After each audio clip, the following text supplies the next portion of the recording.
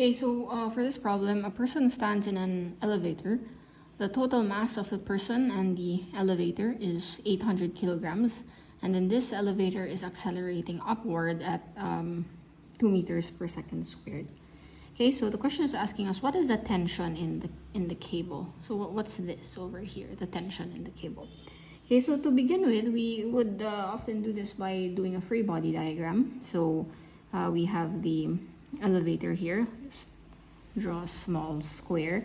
And then we have the tension, which is the force or going up, right? Because this is the cable, that's where the tension is. And then you have the weight of both the elevator and the person going down, indicated by the downward arrow. Okay, now notice that in the diagram, our acceleration is moving upward, and that's indeed what the problem is saying. Okay, so technically we have a force that is going to be pulling this entire system up, right? So from this free body diagram, how are we going to set things up? How are we going to set things equal to each other? Well, first things first, if you follow your convention, if you have an arrow pointing up, we take that to be positive.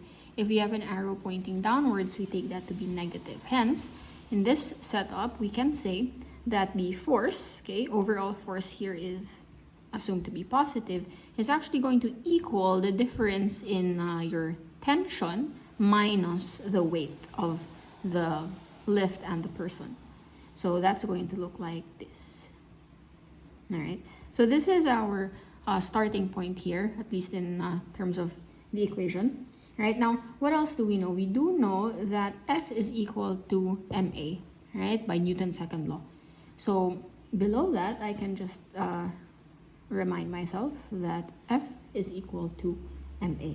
Well, do I know what the mass is? Yes.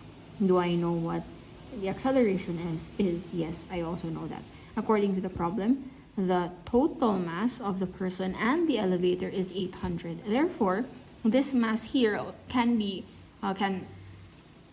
consider those both.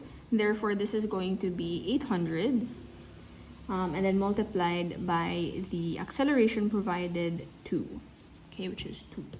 Right, now that is for our F, that's the force. Okay, now the question is, it's asking for tension, therefore we obviously don't know what that is yet. Okay, the question now is, what will we put for weight? Well, if you recall, weight takes into account the mass times gravity, the effect of gravity it has on the object. Therefore, for W, for weight, okay, that's going to be 800, because that's the mass of the person and the elevator. But I am going to multiply that now by the value of gravity. Now, for this problem, we can assume, okay, gravity, it's still okay. If we assume it to have a value of 10 meters per second squared. Usually in my calculations, I would put 9.81. But for this one, it's okay. We can use 10 here. But even if you use 9.81, you would still get the same answer if you rounded at the end. Anyway, so that's that. Okay, and then at this point, we're just going to isolate t, simplify, and we should be able to get our answer. So this is going to equal 1600 equals t minus 8000. Okay, move this to the other side. Okay, and that will equal 9600. Okay.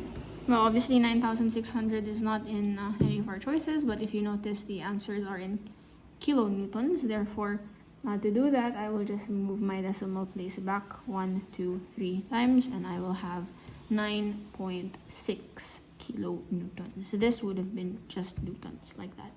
And so my answer here should be D, and there you go. Okay, D is the correct answer.